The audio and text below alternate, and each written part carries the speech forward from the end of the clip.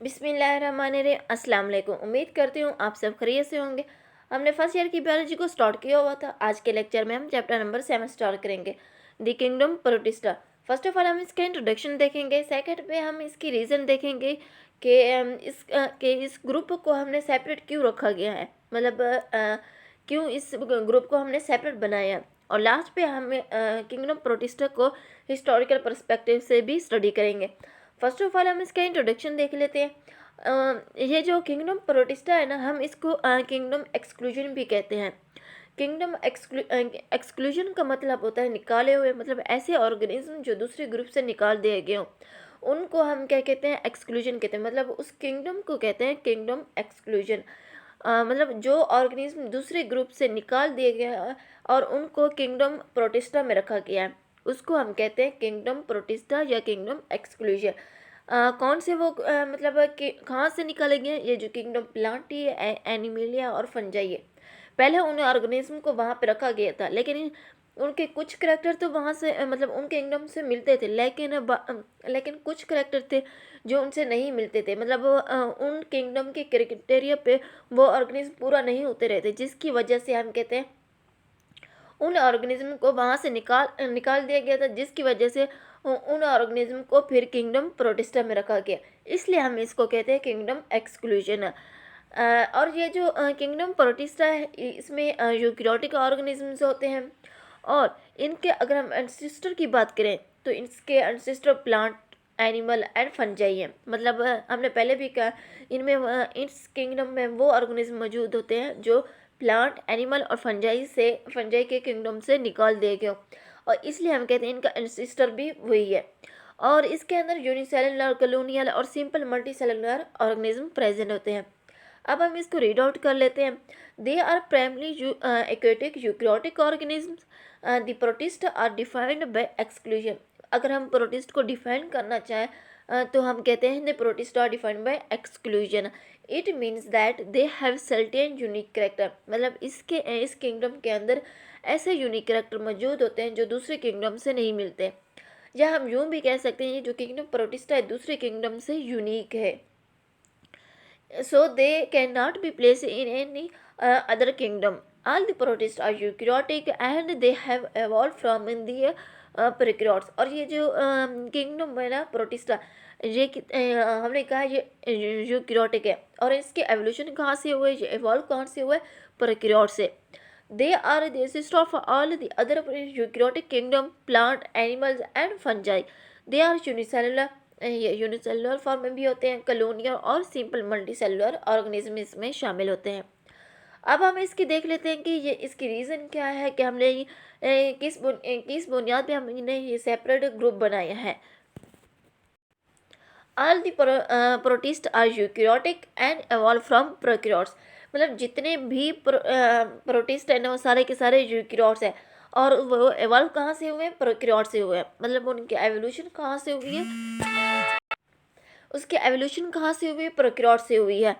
अगर हम देखें ये जो प्रोकैरियोट्स है ना, इसके मेंबर के अंदर कुछ तब्दीली आई है, थोड़ी बहुत इसके मेंबर के अंदर तब्दीली है, जिसकी वजह से उससे प्रोटिस्ट बने हैं। फिर प्रोटिस्ट के मेंबर के अंदर तब्दीली आई है, तब्दील हुए हैं, उससे प्लांट, एनिमल और फंजाई बने हैं। इसलिए हम प्रोटिस्ट को कहते हैं कि ये प्रोकैरियोट, हम इसको प्रोकैरियोट्स में नहीं रख सकते। मतलब ये जो मतलब प्रोटिस्ट है, इसको हम प्रोकैरियोट्स में नहीं रखते, हम उसे रखते हैं यूकेरियोट्स में, क्योंकि ये जो प्रोकैरियोट्स हैं, सॉरी, जो प्रोटिस्ट है ना, इसको हम प्रोकैरियोट्स में नहीं रखते, बल्कि हम इसे यूकेरियोट्स में रखते हैं। और फिर जब प्रोटिस्ट के मेंबर के अंदर तब्दीली, फिर हमने कहा है उससे प्लांट, एनिमिलिया और फंजाई बने थे, इसलिए हम प्लांट, एनिमिलिया और फंजाई को प्रोटिस्ट में नहीं रखते हैं। अगर अब हम इसको थोड़ा सा रीड आउट कर लेते हैं। All the prokaryotes are eukaryotic and evolve from the prokaryotes है। अगर हम इसकी दूसरी रीज़न को देखें, for certain another reason for certain eukaryotes in appropriate kingdom। अगर हम एक मुनासिब और बेहतरीन इसकी रीज़न ये है कि जितने भी मतलब ये जो यूकेरियोट्स है ना, ये मतलब एवॉल्व हुए हैं, कहाँ से हुए हैं, प्रोकैरियोट से हुए थे, और फिर जब प्रोटिस्ट है उसके मेंबर के अंदर तब्दीली आई जिसे प्लांटी, एनिमिलिया और फंजाई बने थे। और ना और ये सारे क्या है, एक हकीकत के ऊपर मबनी है, मतलब ये एक हकीकत है अगर हम इसको तस्लीम कर लें। And another reason for certain eukaryotes in appropriate kingdoms, this difficulty is the result या consequences the fact. The other eukaryotic kingdom, fungi, plantae, animalia have evolved from the kingdom Protista। ये कहाँ से evolve हुए हैं? Kingdom protista से।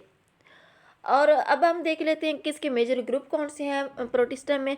The Protista are following major 4 group है। एक है प्रोटोजोन, मतलब single cell animal like protist, और unicellular and multicellular algae plant like protist, मतलब ये जो मल्टी सेलुलर होगी या यूनिसेलुलर एल्गी है, ये क्या है? प्लांट लाइक प्रोटिस्ट है। और लास्ट पे है फंगस लाइक प्रोटिस्ट, मतलब ये भी क्या है? फंगस लाइक प्रोटिस्ट हम इसको कहते हैं। इसमें स्लाइम मोल्ड आ जाता है और वाटर मोल्ड आ जाते हैं। अब हम इसके देखते हैं कि हिस्टोरिकल पर्सपेक्टिव से कि यहाँ इनके कौन कौन से साइंटिस्ट ने इसके ऊपर वर्क किया है और क्या क्या उन्होंने बात की है, वो सारा कुछ आज हम स्टडी करते हैं यहाँ पे। जॉन हुक था, इसने कहा था कि ये जो किंगडम प्रोटिस्टा है ना, इसमें इसको ना इसके अंदर वो उन ऑर्गेनिज्म को रखा जाए जो मैक्रोस्कोपिक हो। और उसने कभी ये कहा था 1861 में कहा था। ही प्रपोज दिए किंगडम प्रोटोसिस्टा फॉर दिए मैक्रोस्कोपिक ऑर्गेनिजम्स इन 1861, मतलब उसने प्रपोज किया था किंगडम प्रोटोसिस्टा, और उसने कहा था इसके अंदर क्या हूँ?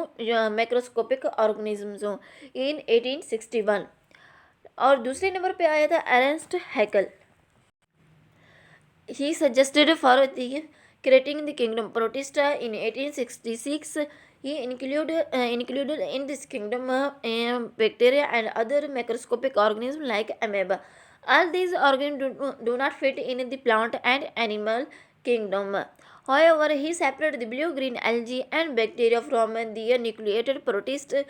He placed the algae and bacteria in the separate group called Monera and within the kingdom Protista. ये जो अरेस्ट हैकल है ना, इसने ना 2 ग्रुप बनाए थे। एक था किंगडम यूकैरियोटिक और था दूसरा था किंगडम प्रोकैरियोटिक। मतलब ये दोनों ग्रुप कहाँ पे थे? ये दोनों भी प्रोटिस्टा के अंदर ही थे, लेकिन उसने 2 ग्रुप बना दिए। एक किंगडम यूकैरियोटिक था, एक था किंगडम प्रोकैरियोटिक। उसने कहा जो किंगडम में बैक्टीरिया है और माइक्रो ऑर्गेनिजम्स हैं, इसको कहाँ पे रखा गया? यूकैरियोटिक के अंदर। और जो है उनको कहाँ पे रखा गया? किंगडम प्रोकैरियोटिक में। मतलब जो यूनिसेलुलर ऑर्गेनिजम्स है ना, जैसे कि ये हो गए बैक्टीरिया हो गए और एल्गी हो गए, इसको कहाँ पे रखा जाए? एक सेपरेट ग्रुप में रखा जाए। उस सेपरेट ग्रुप का था किंगडम मोनेरा भी हम उसको कहते हैं, या किंगडम प्रोकैरियोट्स भी कहते हैं। और जो किंगडम ये और उसने एक सेपरेट ग्रुप बनाया है द ब्लू ग्रीन एल्गी का और एंड बैक्टीरिया का, उसे कहाँ पर रखा जाए? प्रोकैरियोट्स के अंदर रखा जाए। इसको भी प्रोकैरियोट के अंदर रखा जाए। और जो मैक्रोस्कोपिक ऑर्गेनिज्म लाइक अमेबा, उसको कहाँ पे रखा जाए? यूकैरियोटिक के अंदर, क्योंकि ये जो ऑर्गेनिज्म है प्लांट ही और एनिमल के अंदर फिट नहीं होते। इसको इसलिए कहते हैं कि यहाँ पे किंगडम प्रोटिस्टा के अंदर रखा जाए। ये दोनों ग्रुप कहाँ पे हैं? किंगडम प्रोटिस्टा के अंदर ही हैं, लेकिन उसको उसने सेपरेट करके रखा है। आगे जो है वो है Robert Whittaker. He form the 5 kingdom system in 1969। उसने 5 किंगडम बनाए, मतलब इन 1969 में। He placed on eukaryotic unicellular eukaryotes in protista, लेकिन उसने ना जस्ट उन ऑर्गेनिज्म को रखा जो यूनिसेलुलर भी थे और यूकैरियोट्स भी थे। और लास्ट पे है, मतलब वो है मार्गुलस एंड शिवॉल्ड्स। इसने क्या किया है? जो मतलब रॉबर्ट विटेकर था ना, उसको मॉडिफाइड किया, मतलब जो उसने 5 ग्रुप बनाए थे ना, उनको मॉडिफाई किया है। और इन 1982 में ही also include the clinical and simple multicellular eukaryotes in kingdom protista. और उसने वहाँ पे कौन कौन से रखे हैं? एक क्लिनिकल फॉर्म में जो ऑर्गेनिज्म थे, और दूसरे जो सिंपल मल्टीसेलुलर यूकैरियोट्स इन, मतलब जो सिंपल मल्टीसेलुलर थे, उनको उस ग्रुप में रखा। No kingdom protista contain all the unicellular colonial and simple multicellular organism. लेकिन अगर अब हम देखें जो किंगडम है ना, उनके अंदर यूनिसेलुलर भी हैं, कॉलोनिकल भी हैं और सिंपल मल्टीसेलुलर ऑर्गेनिज्म भी मौजूद हैं। Protista is one in the 5 kingdom, और ये जो किंगडम प्रोटिस्टा है ना, उन 5 में से एक किंगडम है। सॉरी, थर्ड वाला हम का नाम भूल गए, वो था हर्बर्ट कॉपलैंड। इसने क्या किया था, इसने सेपरेट किया था प्रोकैरियोट्स को from the protista and raise the prokaryotes to the status of kingdom in the 1939।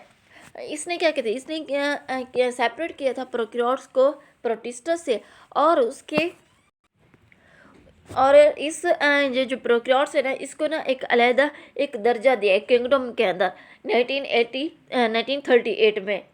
मतलब उसने क्या किया, एक प्रोकैरियोट्स के ग्रुप को क्या किया, सेपरेट किया प्रोटिस्टा से, और फिर उसको ना एक उसकी वैल्यू को बढ़ाया, मतलब उसे ना एक दर्जा दिया किंगडम के अंदर। ये इन 1938 में उसने वर्क किया था।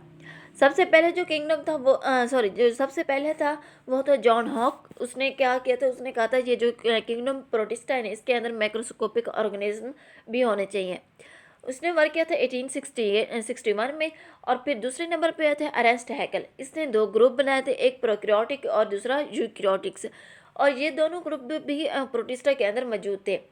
और जो प्रोकैरियोटिक ग्रुप था उसको उसने मोनेरा का नाम दिया था, और उसको कहा था ये यूनिसेलुलर ऑर्गेनिजम्स है। और दूसरे जो मैक्रोस्कोपिक ऑर्गेनिज्म थे वो कौन से हैं, अमेबा हो गया, इसको भी प्रोटिस्टा के अंदर रखा, क्योंकि ये जो ऑर्गेनिजम्स है ना, ये प्लांट और एनिमल में नहीं आते और वहाँ पे फिट नहीं होते, इसलिए उनको यहाँ पे सेपरेट रखा गया। और तीसरे नंबर पे आए थे हर्बर्ट कॉपलैंड। यहाँ पे उसने क्या किया है कि ना जो प्रोकैरियोट्स थे ना, उसको इस प्रोटिस्टा से सेपरेट किया है, और इसको ना एक अलहदा एक स्टेटस दिया, एक अलहदा एक दर्जा दिया है।